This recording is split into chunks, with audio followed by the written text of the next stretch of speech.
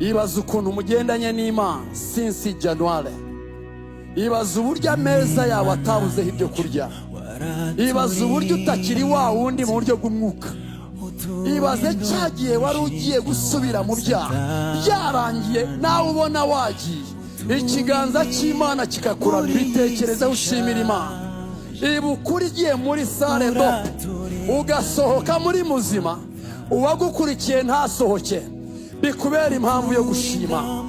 Ibuka maksida yahitanye abandi nawe ubareba, uri hano uri muzima ntacyo wayihaye, nibikubera impamvu zo gushima.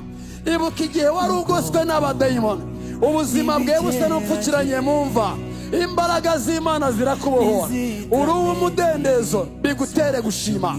Ibuka uko abana bawe biga nta kazi ugira, ariko Imana yarabikoze, ibigutere gushima. Ibuka amahoro ari mu gihugu, ibuka umutekano w'igihugu gihari, ibuka ko duterana ari amahoro, bikubera impamvu yo gushima.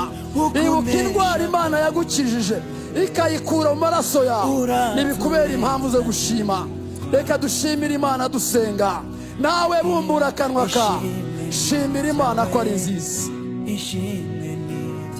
Shimira Imana ko ari nziza. Shimira Imana ko ari nziza.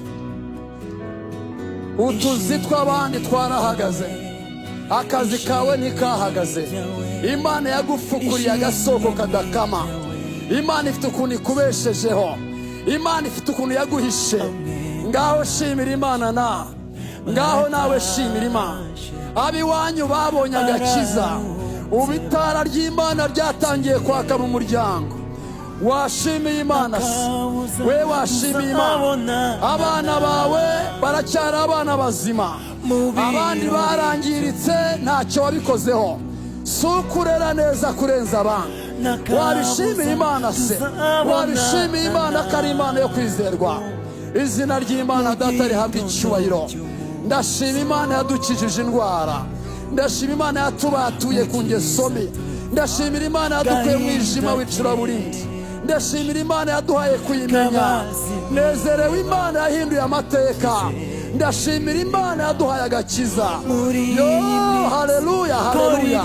Ndashimira Yesu watubambiwe, ndashima amaraso ye. Umuririmbyi niko yavuze ngo ndashima umusaraba, ngo ariko cyane cyane ngo ndashima umwami Yesu, ndashima inkomoko y'agakiza.